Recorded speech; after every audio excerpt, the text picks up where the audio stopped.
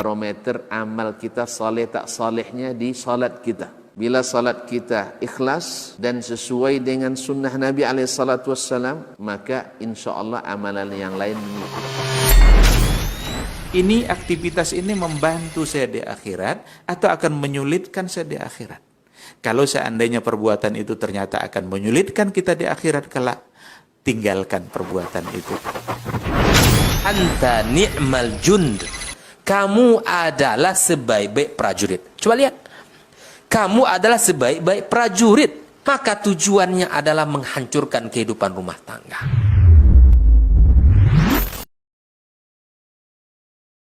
Fa inna asdaqal hadithi kitabullah wa khairal hadi hadi Muhammadin sallallahu alaihi wasallam wa syarrul umuri muhdatsatuha wa kullu muhdatsatin bid'ah wa kullu bid'atin dhalalah.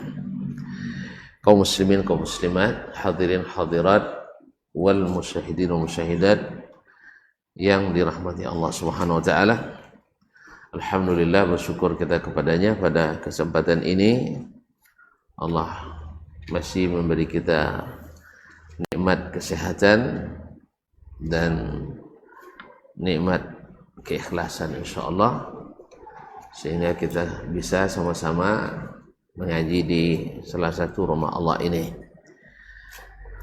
Mudah-mudahan hati kita senantiasa bersyukur kepadanya sehingga nikmatnya senantiasa bertambah, yang membuat kita senantiasa bersyukur kepadanya. Salawat dan salam kepada baginda Nabi alaihi salatu wassalam yang Allah utus menyampaikan amanah risalah ini dan memberikan nasihat kepada umat ini. Beliau juga sudah melakukan tugasnya dengan sempurna, dengan kesaksian dari Allah sendiri. Al-yawma akmaltu lakum dinakum wa atmamtu alaikum ni'mati wa raditu lakumul Islam madinah. Mudah-mudahan selawat dan salam kita sentiasa kita doakan dan kita sampaikan kepadanya bentuknya, dan itu pun berbalas dari Allah Subhanahu wa taala dengan nikmat selawat untuk kita sebanyak 10 kali. Kaum muslimin, kaum muslimat yang dirahmati Allah Subhanahu wa taala, melanjutkan pelajaran kita bersama Imam Ibnu Abi Hatim Ar-Razi dalam kitabnya Manaqibu Asy-Syafi'i, Adabus Syafi'i wa Manaqibuhu. Kita sampai pada riwayat nomor 52. Riwayat 52. Ini tentang mimpi-mimpi baik yang dilihat oleh orang lain tentang Imam Asy-Syafi'i rahimahullahu ta'ala. Dan seperti kata Nabi alaihi salatu wassalam, walam yabqa min mubashshiratin nubuwah illa ru'ya sadiqah yarahal muslim awil mu'min aw tura lahu. Sudah habis kenabian, sudah habis masa kenabian tentang berita-berita yang menggembirakan yang datang dalam risalah dan kenabian itu sudah habis, kecuali ar-ru'ya salihah, kecuali mimpi yang salih, mimpi yang benar yang dilihat oleh seorang muslim tentang dirinya atau dilihat oleh orang lain tentangnya. Artinya sebagai mubasyir, berita gembira atau berita menakutkan, tapi biasanya ini adalah berita yang menggembirakan tentang seseorang. Seperti kemarin ini yang pelajaran kita sebelumnya, bahwa salah seorang ulama melihat Muhammad bin Hasan Al-Balkhi melihat Rasulullah SAW dalam mimpi. Lalu dia bertanya, Bagaimana pendapatmu dengan pendapat Imam Malik? Dijawabnya, laisa qauli illa qauli. Dah, perkataan saya sudah, yang benar adalah apa yang aku katakan. Kemudian tanya lagi, ma taqulu fi qauli Abi Hanifah wa ashabi, bagaimana aku sendiri? Bukan perkataanku sendiri. Karena perkataan Nabi adalah wahyu. Nah, pas ditanya tentang wa ma taqulu fi qauli Syafi'i, bagaimana menurutmu tentang pendapat Imam Asy-Syafi'i? Qala laisa qauli illa qauli. Tidak ada pendapat, tidak ada perkataan yang diterima kecuali pendapatku atau perkataanku. Walakin qauluhu diddu ahlil bidah. Tetapi Asy-Syafi'i pendapatnya selalu bertentangan dengan pendapat orang ahli bid'ah. Dengan pendapat ahli bid'ah. Ini sayangnya banyak pula yang menarik-narik Imam Asy-Syafi'i sebagai legislator bid'ah. Ya, ada yang mengatakan Imam Syafi'i membolehkan bid'ah karena dia membagi al-muhdatsat minal umur imma an takun tercela. Imam Syafi'i bukan bicara tentang umuruddin, tapi al-umur secara umum. Jadi perkara baru itu ada yang baik, ada yang tercela. Tapi kalau yang baru dalam agama, beliau mencelanya. Jadi disinilah kadang-kadang perkataan seseorang disalahpahami. Sama dengan ada seseorang ulama mengatakan, ini semisal Abu Hatim Ar-Razi, ayah dari Ibnu Abi Hatim ini.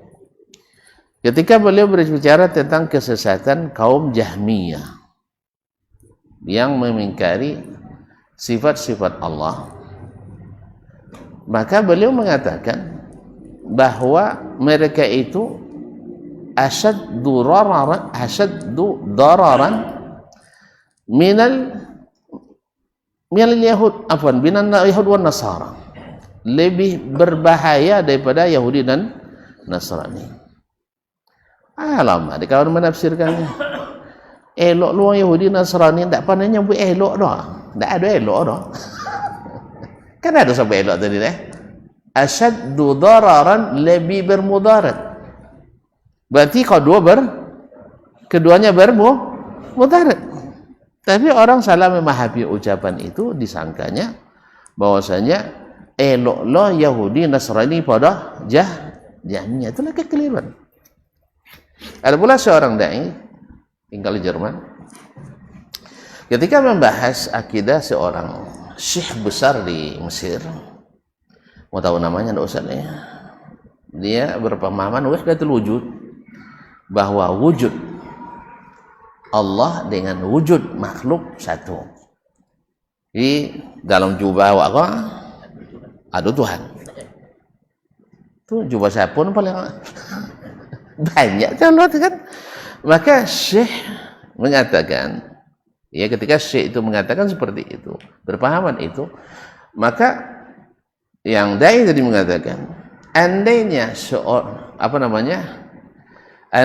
seorang muslim menarik anaknya dididik oleh orang seperti ini, lalu disekolahkan di sekolah orang Nasrani misalnya, sekolah Kristen, itu lebih ringan bahayanya, lebih ringan bahaya dan mudaratnya dari orang yang seperti ini.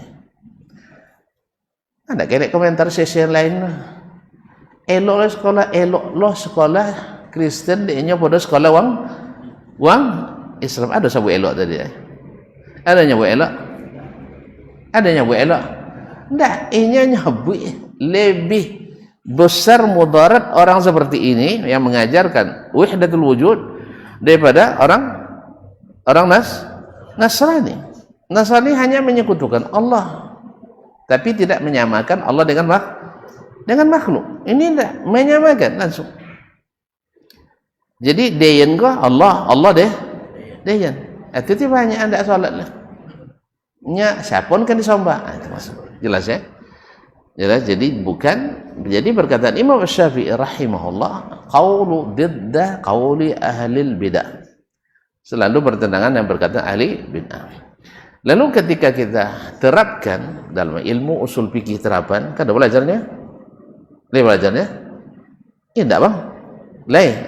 Kita terapkan dalam ilmu fikih dan usul fikih terapan, akan kita temukan sampelnya. Setiap yang dikatakan oleh saudara kita sebagai bid'ah hasanah berpijak pada perkataan Imam Syafi'i yang mengatakan ada yang bid'ah itu yang baik, di dalam kitab Syafi'i disebut sebagai bid'ah munkarah, bid'ah makruhah atau bid'ah muharram.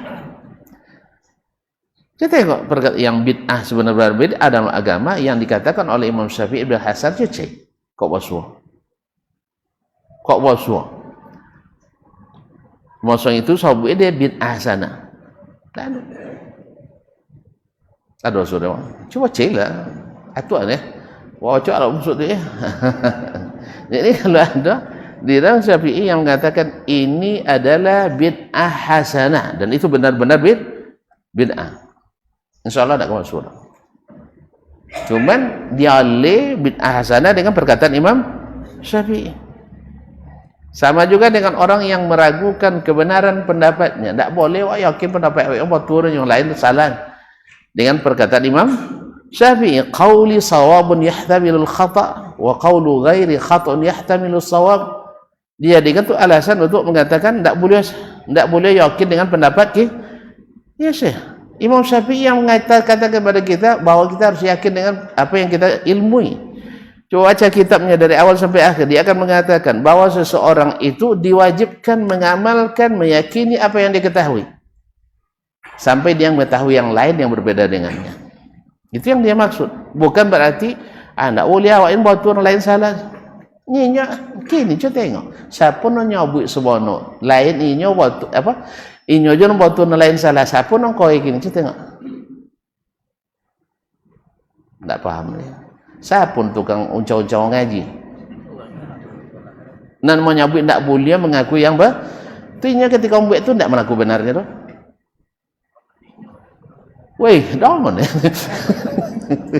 ketika nya mau uncau ngaji inyo salah dalam keyakinannya atau betul nan diuncarinya salah atau betul. Apa nak orang lain nak salah.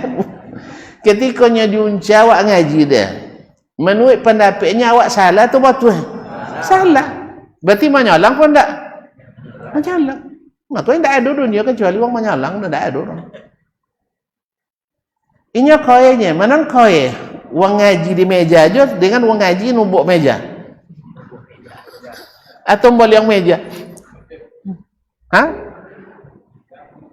Apa perlu? Jadi yang kohe siapa sebenarnya? Nanti kantin atau karantin? Itu kantin. Tidak mungkin orang yang menghentikan pengajian, menguncap pengajian kecuali dia menyalahkan orang ngaji itu. Kan ya? Tapi itu tidak boleh nyalang. Mana nan keras, radikal, yang menghenti paksa atau yang menyampaikan dengan ilmu, terima atau tak terima, itu urusan kembali ke masing-masing. Mana kau ya? Yang masuk. Wang tak boleh ngaji sekarangnya. Apa itunya? Wang nak orang Indonesia ni. Atau tak sepaham dengan orang. Ini orang Indonesia tu banyak paham sih. Ada orang paham ikut, ada orang paham ikut tu kedibuatan saudara. Itulah akibatnya di Indonesia terdapat aliran tersesat terbesar di dunia. Ikut pendapat dia juga ya. Boleh dibantarnya. Boleh bantarnya. Ada nak bantah kini jadi so. Boleh bantah ke pendapat dana juga. Sebab dari daftar MUI pusat tercatat ratusan aliran sesat di Indonesia. Ada lebih dia baru ya. Boleh kan TV ni dah.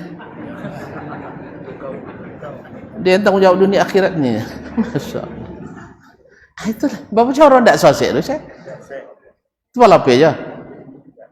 Dong kau kian malah anjin kan jenon. Ini orang baca ayat Quran, hadis Nabi sallallahu alaihi wasallam. Jadi di dunia ini tidak ada orang yang tidak menyalahkan. Tidak ada. Tapi ada yang menyalahkan yang benar, ada yang menyalahkan yang salah. Nah, tentu standar kita ada. Nabi jadikan sesat tak sesat standarnya jelas, terang, Al-Quran dan Sunnah. Tinggal dilacak je lah. Al-Quran itu bagi tiga, Sunnah itu bagi tiga. Perkataannya, perbuatannya, dan persetujuannya. Awak ambil satu masalah kini. Mana perkataan Nabi? Preso sodo. Kita hadis. Kita pokok asal ada hadis dalam preso lah nak kita bahas. Lugat pun nak. Silakan. Indak ialah bosur. Berarti tidak ada perintahnya. Sah? Buat tengok lo jenjen ada baik kau genyo membuat. Kan ya? Preso lo sodo. Riwayat-riwayat tu. Tolok kami dosatnya. Dan tolok suruh. Tidak suruh sekolah anak-anak tinggi-tinggi. Kan ya? Awak kan nak sampai je makan cabak olahnya. Haji nak atur kaminya. Cuy ya. Kan awak atur cuy ya. Tapi tahunya pada dan di masanya nak. Ini makan cabak awak dulu. Makan pocengkok. Tak bisa contoh anak kini masya-Allah. Cik mapal je sang selimut awak melipik kan. Iya, lah bujang dia awak bisa lipik selimut kan. Nak bang? Iya, lah dia awak kan sakain lah.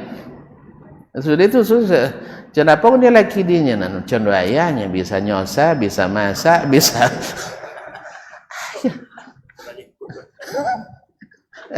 bisa ngasuh. Bisa ngasuh piti bah perlu kan tak banyak piti tak dapat kalur. La haula wala quwwata illa billah. Jadi intinya kaum muslimin dan muslimat tidak ada di dunia ini kecuali orang ada yang menyalahkan. Standarnya jelas. Tengok di perkataannya tidak nahu. Tengok di perbuatannya ndak basuh. Wak tengoklah dia tanya ke sahabat, lepo nak tonton membuat jeniko go. Sudah itu datu dek Nabi. Dan ingat para ahli usul fikih mengatakan seluruh perbuatan syariat bukan kebiasaan kehidupan sehari-hari yang sifatnya manusiawi, bukan, tapi perbuatan berkaitan dengan hukum syariat yang dikerjakan oleh sahabat wajib diketahui oleh Nabi, baik dilaporkan oleh mereka ke Nabi, atau mereka tanyakan, atau orang lain menanyakan, atau Jibril memberitahu kepada Nabi SAW. Nah, dua martabat, ada yang disetujui Nabi dan ada yang dilarang Nabi. Tidak bisa kata-kata asal benar diterima oleh Allah. Kan banyak yang diterima, banyak yang ditolak. Kau pakai hadis-hadis diamalkan dari sahabat. Contoh, sami Allahu liman hamidah Rabbana lakal hamdu hamdan katsiran thayyiban mubarakan. Rasulullah salat Nabi bertanya, siapa tadi baca ayatnya? Nampak dan malaikat. Dijadikan itu alasan beliau membuat. Itu ada malaikat kini datang. Ada malaikat tongosang do tak tahu. Ada Nabi itu kan sahkan? Tak ada. Ada ulama berarti ulama bid'ah. Ini ulama ada bid'ah? Ada ulama bid'ah? Iya. Masa ulama bisa jadi bid'ah? Ada ulama bid'ah? Iya. Kan iya? Ada ulama, tapi ulama warasatul anbiya saja. Ulama warasatul anbiya sama citurnya, sama ngaku boso bermimpi dengan bermimpi bertemu Nabi. Ada yang duto, ada yang duto, ada yang jujur. Kalau lati airnya boso duto ya lah jadi bahasa lah pasti dah duto. Tidak ada sahabat dalam lati air boso Nabi alaihissalatu wassalam dalam mimpi. Apalagi kalau ini bisa membawa Nabi kalau dah Allah pakai lemur, pakai lemur. Kau nak tonton nuntuknya dah. Lepas nak nuntuk, itu salah. Bisa membawa arwah ujung kaji sampai bayar kaji kita. Rugi. Nah, dia tak jodoh. Tak sampai dah. Soalnya banyak peluang dah luru. Sia-siakan kasihan soalnya. Anda tak bisa membawa arwah. Tapi dan bos non sampai kaji kakian. Terus itu ngaji sunat tantu citongnya dan bisa dulunya. Bertanya kan doktor hadir, iya cina ikut datuk dulu. Misalnya tu si Fulan kan, iya, nyobono, kin sawong itu juga. Coba yang kin sawong pakai kin sawong itu kodok pakai dulu tu bisa. Cuman Ustaz Den harus bertindak sebagai Tuhan waktu itu roh. Oh, tinggi kau je sih. Itu nam putih makrifat tu. Tu tiada banyak hancur jadinya baputuin. Makrifat tu kan tak tok putuin lah. Tok dikokohkan, bukan untuk diputuin. Nya sampai putih makrifat. Itu masalahnya. Jadi kalau ngajian sampai putih makrifat, tapi sampai kokoh makrifat kita. Sehingga kita tidak mudah disesatkan oleh syaitan. Itu semuanya dari syaitan. Ini apa kan tentu syaitan dia belajar sudah tadi dia. Dah kan tak mau belajar. Iya lah, dia langsung berguru ke Allah Ta'ala-nya. Sang Nabi tak langsung ke Allah Ta'ala melalui Jibril. Berarti tinggi tinjolnya. Iya. Tingginya lah. Nah. Baik, kaum muslimin kaum muslimat dirahmati Allah, maka Nabi dalam mimpi itu disebutkan Asy-Syafi'i, tetap perkataan kata Allah, kata Nabi perkataan saya tetap perkataan saya. Tetapi saya melihat Asy-Syafi'i perkataannya anti ahli bidah. Dah selesai. Nah. Ini betul. Sang Nabi sebenarnya orang pelari bid'ah tu. Kan ya, Nabi membolehkan bid'ah. Sehingga kadang-kadang terpaksa memilih Nabi nyebut kullu bid'atin dalalah. Ni ustaz laisa kullu bid'atin dalalah. Mana tentu pilih? Ni Nabi seluruh bid'ah sesat. Ni ustaz tidak semua bid'ah sesat. Mana awak pilih? Itu salah tu ustaz tu. Sembarang tu nyolong ustaz. Apa tu sembarang nyolong Nabi, yang mau nyolong ustaz. Nabi bilang kullu bid'atin dalalah. Tak ada satu pun hadis nyebut sebagian bid'ah tu dalalah. Semua redaksinya bersifat umum. Lalu ada sebagian yang mengatakan laisa kullu bid'atin dalalah. Dah? Mana pilih? Kata Nabi alaihissalatu wassalam. Nah, Asy-Syafi'i rahimahullah adalah anti ahli bid'ah. Kan ahli bid'ah lah yang dulu merongrong ahli hadis di Mekah itu. Lalu datang Imam Asy-Syafi'i yang membuat mereka mongok. Sebab Imam Syafi'i mendudukkan masalahnya. Ya, mendudukkan masalah di mana posisi akal, logika, di mana posisi Al-Quran dan Sunnah. Dia dudukkan masalahnya. Nah, setelah itu baru orang ahli hadis bisa mengangkat kepala kembali. Ya, memang kadang perlu juga. Contoh Imam Asy-Syafi'i rahimahullah ta'ala. Bahwa beliau diberikan Allah kemampuan analisa yang bisa mematahkan seluruh retorika yang disampaikan oleh ahli bid'ah tadi. Nah, siapa ahli bid'ah yang dihadapi oleh Imam Syafi'i? Di antaranya tadilah orang Jahmiyah tadi, orang Mu'tazilah, al-mutakallimin. Makanya hukum Imam Asy-Syafi'i tentang ahli kalam di apa buat arang muka lalu diarak dipasau di jalan sudah diteriakkan ikut uang balasan bagi orang yang belajar ilmu kalam dan meninggal Al-Quran dan Sunnah. Pasti kalau lah kalam pai hilang Quran dan Sunnah. Tapi kan perlu untuk menolak subuhat Al-Mu'tazilah. Ini itulah subuhat. Subuhat ganti untuk subuhat dijadikan untuk menghilangkan subuhat Allah. Allah enggak? Hah? Tuh. Baju kono dek minyak, dek kuah sate. Sudah itu dibasuh jali. Beras ya? Tambah lada. Kalau subuhat Mu'tazilah lebih joleh. Subuhat alil kalam itu yang jadi payah ada. Payah. Kalau Mu'tazilah joleh, khalas, mereka selesai. Pokoknya tidak ada sifat Allah. Aman kan? Anak ikut payah.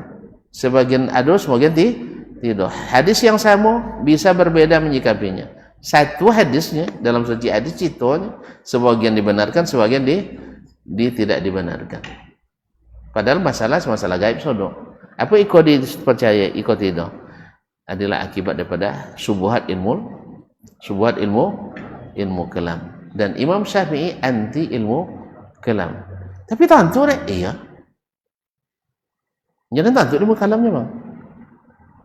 Tak bang saya? Belajar kami kalam, belajar kami mantik nanya. Ya. Tapi dan tak ahli kalam. Apa sebab? Dulu ketika tidak mengetahui metode ahli as-salaf, ahli sunnah wal jamaah yang memakai sunnah, ya itu yang paling hebat, itu yang paling bagus menurut kita. Karena itu yang sampai kepada kita. Tapi setelah kita bahas seperti kita dalami sampai kepada seperti yang dikatakan oleh Fakhrul Razi sendiri, Imamul Mutakallimin, yang menyesal kenapa masuk ke dalam ilmu ini. Maka dia bilang, ta'ammaltu turuqal kalamiyah kullaha. Saya sudah meneliti seluruh metodologi ilmu kalam. Wa falasifatal Yunan, dan filsafat Yunani. Falam ajidha tashfi alilan. Saya tak dapatkan dia menyembuhkan yang sakit. Tak buat, tak dia sakit tu. Wala tarwi ghalilan, awi ndak sakit ndak botah, awi ndak lopeh. Thumma ra'aitu tariqata ahli hadis fawajadtuha aisara tariqin wa anfa'a tariq, atau kama qala. Lalu saya dapatkan, saya pelajari caranya ahli hadis, maka saya dapatkan semudah-mudah jalan untuk mengenal Allah Subhanahu wa ta'ala. Lalu baca tentang sifat Allah begini, qala Allah wa qala Rasulullah. Baca masalah ini, qala Allah wa qala Rasulullah. Aman. Imam Al-Ghazali yang bergelar Hujjatul Islam, hujjahnya Islam. Apa sebab? Keahliannya menggunakan ilmu itu. Akhirnya beliau juga mengarang kitab ya besar, Tahafutul Falasifah, kerancuan berpikir para ahli filsafat. Kemudian juga menulis kitab Iljamul Awam an Ilmil Kalam, mengekang orang awam dari belajar ilmu kalam. Nah, ini induk-induknya. Maka di akhir hayatnya dikabarkan beliau sering membuka kitab Sahih Bukhari untuk mengenali caranya ahli hadis. Dan itulah sebabnya ketika Imam Syafi'i bisa menolak subuhat mereka, disebut dengan nasirul hadis, sebagai penolong hadis, karena hadis kembali mendapatkan tempatnya yang terhormat setelah sebelumnya lasah oleh orang-orang ahli kalam, tidak digunakan dalam beragama di hal yang paling penting, yaitu masalah iman dan tauhid kepada Allah Subhanahu wa taala. Kaum muslimin, kaum muslimat dirahmati Allah. Kemudian beliau melanjutkan, qala akhbarana Abul Hasan Ali bin Abdul Aziz bin Mardak An-Nisaburi, qala akhbarana Abu Muhammad, telah menceritakan kepada kami Abu Muhammad Abdurrahman ibn Muhammad ibn Idris ibn Munzir Al-Hanzali ibnu Abi Hatim Ar-Razi. Qala akhbarana Rabi' bin Sulaiman Al-Misri, telah menceritakan kepada kami Rabi' bin Sulaiman Al-Misri, Rabi' bin Sulaiman Al-Misri Al-Muradi. Ini sudah kita sebutkan sebelumnya, saya disebut bahwa dia adalah boleh dikatakan murid sekaligus yang sering memberikan, yang melayani Imam Asy-Syafi'i mencarikan kebutuhannya.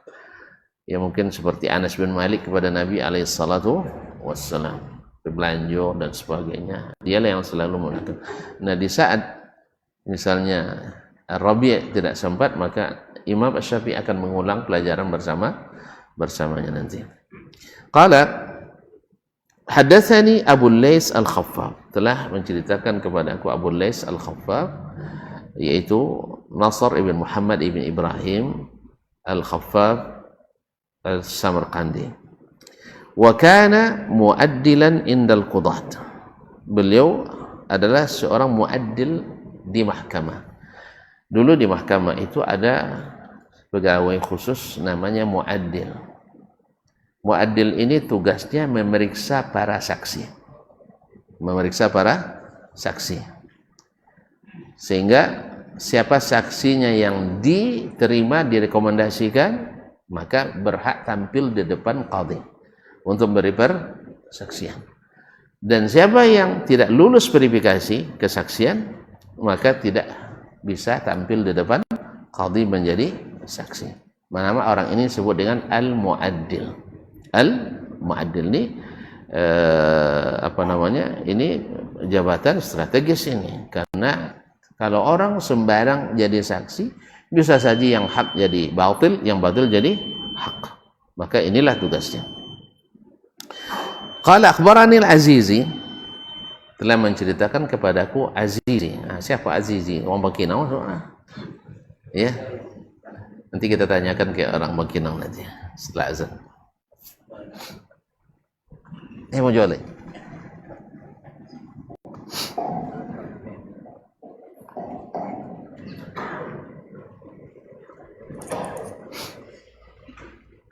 Allahu Akbar,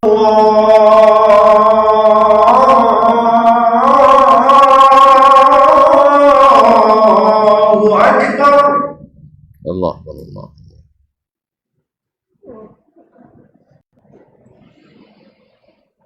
Allahu Akbar, Allahu Akbar.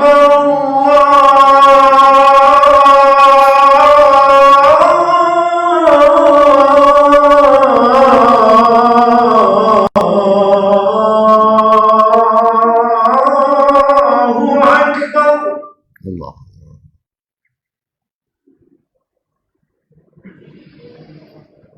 Asyhadu an la ilaha illallah.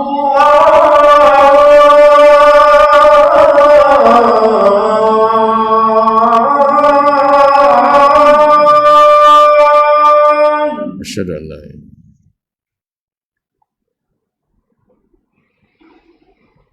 Asyhadu an la ilaha illallah.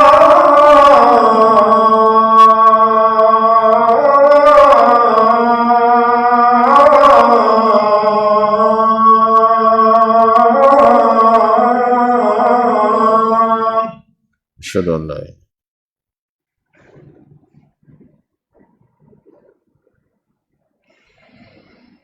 Asyhadu anna Muhammadar Rasulullah.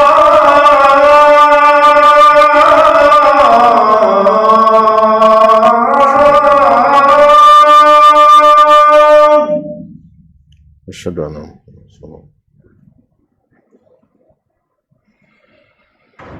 Asyhadu anna Muhammadar Rasulullah.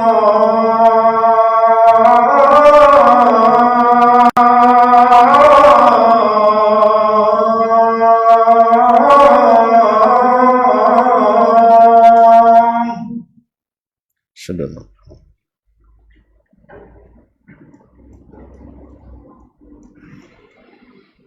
Hayya 'ala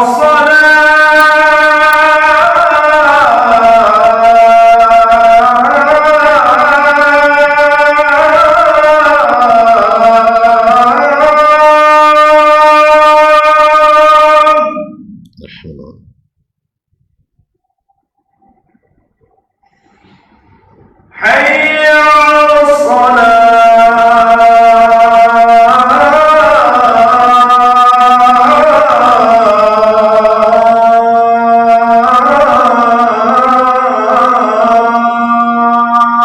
La hawla wala quwwata.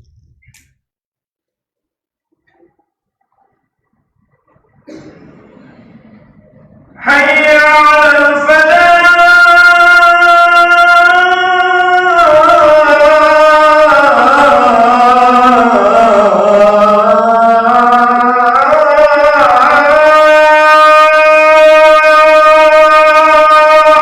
La hawla wala quwwata.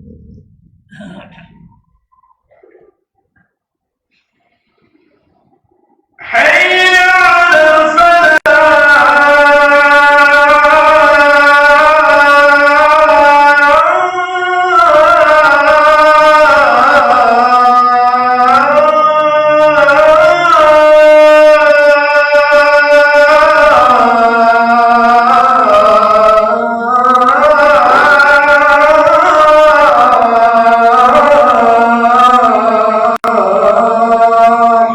haula.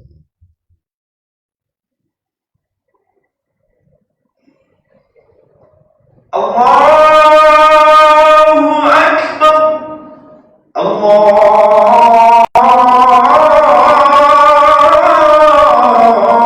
Akbar. Allahu Akbar.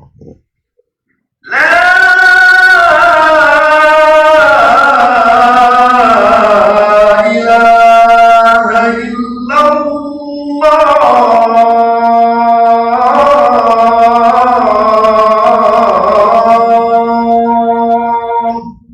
Wa nashhadu an la ilaha illallah. Allahumma salli ala Muhammad wa ala ali sallallahu اللهم رب هذه الدعوة التامة والصلاة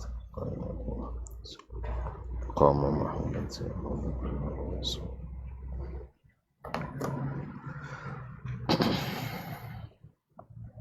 kaum muslimin kaum muslimat yang dirahmati Allah Subhanahu wa taala.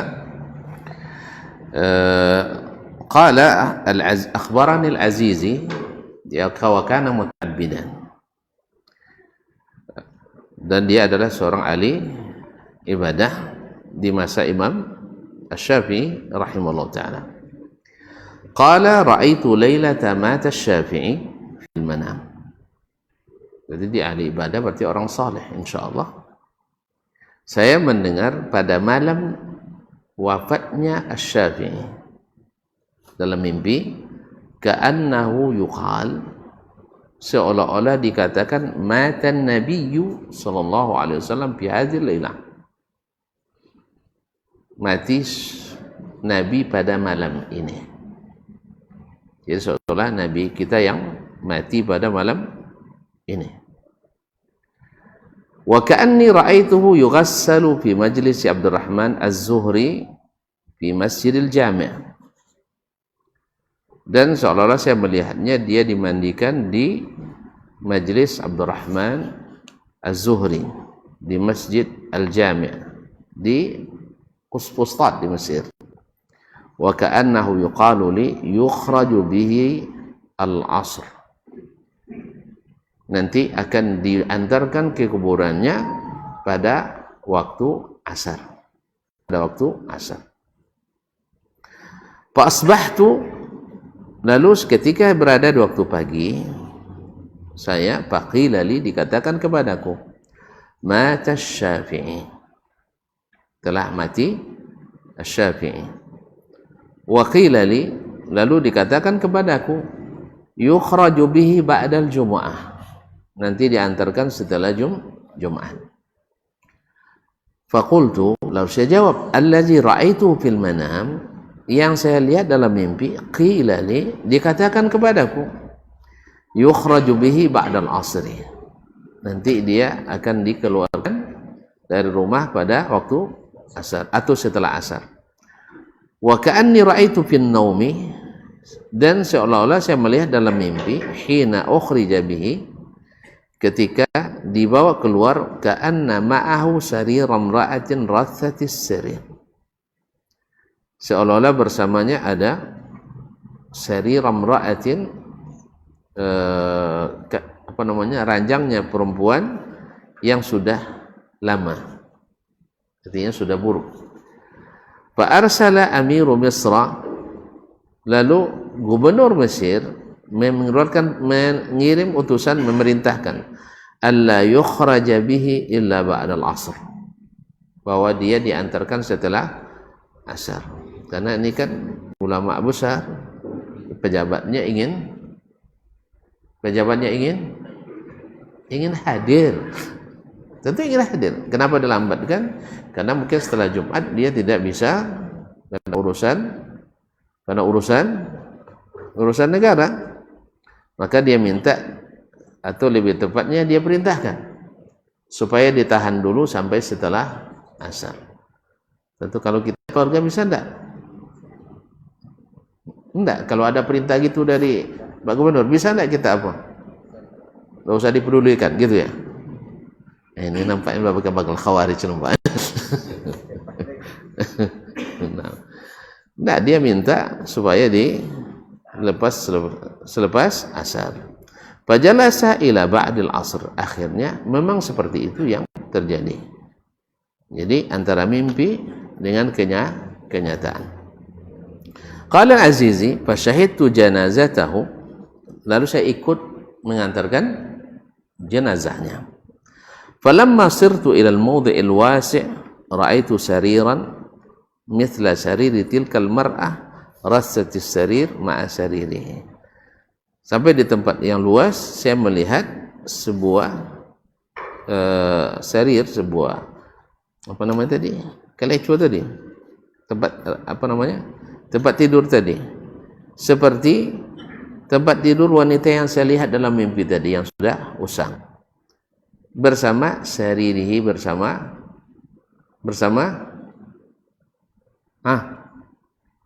diangkat bersama ranjangnya Imam Asy-Syafi'i rahimahullah. Wallahu a'lam, bersama Imam Syafi'i ada seorang wanita yang juga wafat dan diantarkan di waktu yang sama, tapi tidak disebutkan siapa orangnya. Cuman ranjangnya atau keleco apa salah? Kondo, keranda, kerandanya, bukan dulu ya, kerandanya yang agak usang bersama keranda Imam Asy-Syafi'i rahimahullah ta'ala, seperti juga dalam mimpi tadi. Nah, perkataan beliau ka'annahu yuqal, dalam mimpi itu dikatakan matan nabi, hari ini mati Nabi sallallahu alaihi wasallam. Apa maknanya? Apakah memang waktu itu Nabi mati? Tidak. Berarti yang dimaksud apa? Yang dimaksud apa? Tidak matching awal kaji dengan akhir lihat. Tadi kan disebut Imam Syafi'i menghidupkan sunnah. Ketika dia mati berarti mati sunnah Nabi. Berarti sama dengan matinya Nabi. Itu aja kok repot. Takwil lo? Takwil lo enggak? Enggak. Karena Nabi enggak malam itu wafat. Jangan sangkolok deh, Nabi duit sampai gini lah, mati sama Imam Syafi'i. Enggak. Nabi wafatnya pada tahun ke-11 Hijriah, 12 Rabiul Awal tahun boleh saya koma tanggal 12 Rabiul Awal, hari Senin, dikuburkan hari Rabu, lalu dikuburkan hari Rabu karena sahabat sibuk dengan urusan yang jauh lebih besar, yaitu menentukan siapa yang menggantikan Nabi memimpin umat ini. Jadi begodang daripada mengurus jenazah. Jadi kaum muslimin, karena jenazah sudah mati, kalau yang pemimpin mengurus yang hidup. Nah, oleh sebab itu mereka mencari dulu siapa yang akan memimpin, sehingga setelah ditunjuk Abu Bakar, maka pekerjaan pertama yang mereka lakukan adalah menyelenggarakan Nabi alaihi salatu wassalam. Kalau orang sakit-sakit hati lah lo tafsir dia. Tujuannya dia bawa buat kekuasaan, lupa ngobun Nabi. Ini macam-macam. Makanya kalau penafsiran dongon, ya, dia uang lo tidak bantah, wow jadi dia. Maka jadi dongon penafsiran. Masa Abu Bakar dan Umar yang dijamin masuk surga? Ya, bawa Abu dengan kekuasaan masuk pikiran tuan-tuan. Allah juga masuk langsung. Makanya beromah mono kita kalau dengar subuhat, lama ngaji sejak 2009 nih. Sudah itu ada orang bisa kata tuan, ternyata sedas manunya. Apa aja? Ini memang menarik lah itu kadang-kadang sekali, tapi sewantonya. Ada orang buat subuhat nanti, misalnya begini-begini. Semua orang hilang kepercayaan. Ini memang merusak keyakinan itu lebih mudah daripada meluruskan. Maluin 20 tahun, Allah tentu luwile. Mau sang samalam selesai. Ada kami. Lah cayo ono kayak kami. Lah ada kepercayaan, memang ndak awak minta percaya inyo lah langsung percaya lo mulu. Sudah itu bercita doang sama alam juang lain. Hilanglah kepercayaan gara-gara itu. Sudah itu uang lu ndak ya tolongnya dah. Awak juga. Pahamnya? Tapi nya lah berubah kepercayaannya pada kita gara-gara subuhat tadi. Subuhat sama alam. Sampai dalam jam 2 tolong bercita nak juang tu. Kawasan citong awak sudah itu hilang kepercayaan. Sudah itu uang lu ndak jual nolongnya, awak jual nolong dia. Ada. Jadi oleh sebab itu kaum muslimin dan muslimat dirahmati Allah, maka Imam Asy-Syafi'i rahimahullah dikatakan dalam mimpi itu bahwa mati Nabi bukan zat Nabi yang mati, tapi adalah sunnahnya. Karena apa? Asy-Syafi'i dialah yang menopang hidupnya sunnah di mana-mana. Awalnya dulu di Makkah, orang sudah dikuasai oleh cara berpikir orang ahli ar-ra'i, ahli al-kalam, ahli ar-ra'i. Lalu datang Imam Syafi'i mengangkat kembali kepala ahli hadis, sehingga digelar dia dengan Nasirul hadis atau Nasirus sunnah, yang menolong sunnah Nabi. Nah, ketika dikatakan wafatnya Nabi malam itu, ternyata wafatnya Imam Syafi'i, maknanya karena dengan wafatnya Syafi'i ikut pula itu yang dia katakan orang ikut pula mati sunnah Nabi alaihi salatu wassalam, yang dulu dia berusaha selama hidupnya dihidupkan. Tapi alhamdulillah kitab-kitabnya masih ada di depan kita, ya. Kitab-kitabnya, ilmunya masih ada, dan bisa kita buktikan apa yang diklaim orang bahwa dia adalah pencinta bid'ah. Kita buktikan apa yang tuan-tuan sebut sebagai bid'ah hasanah, lalu minta pendapat Imam Syafi'i di situ. Maka akan kita temukan perkataan Imam Syafi'i berbeda dengan pendapat orang yang mengatakan Imam Syafi'i mengatakan bid'ah hasanah. Wallahu musta'an. Ya. Jadi teori lain, prakteknya lain. Nasallallahu alaihi wasallam. Baik, sampai di sini kajian kita malam ini. Mudah-mudahan bermanfaat, dan yang benar semata-mata taufik dari Allah, yang salah dan keliru kelemahan saya mungkin dari syaitan. Kepada Allah saya mohon ampunan, dan kepada tuan-tuan dan puan-puan yang hadir atau menyaksikan mohon diberikan masukan dan juga kemaafan. Wabillahi taufiq wal hidayah. Wassalli wasallim wasallallahu wasallim ala abdika rasulika Muhammad wa ala alihi wa sahbihi wa tabi'in lahum bi ihsan. Wallahu ta'ala alam. Wa sallallahu nabiyana Muhammad sallam. Wa subhanakallahumma bihamdik asyhadu an la ilaha illa anta astaghfiruka wa atubu ilaik. Wassalamualaikum warahmatullahi wabarakatuh. Barometer amal kita saleh tak salehnya di salat kita. Bila salat kita ikhlas dan sesuai dengan sunnah Nabi SAW, maka insya Allah amalan yang lain mengikuti. Ini aktivitas ini membantu saya di akhirat atau akan menyulitkan saya di akhirat? Kalau seandainya perbuatan itu ternyata akan menyulitkan kita di akhirat kelak, tinggalkan perbuatan itu. Anta ni'mal jund.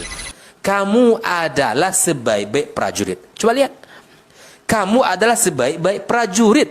Maka tujuannya adalah menghancurkan kehidupan rumah tangga.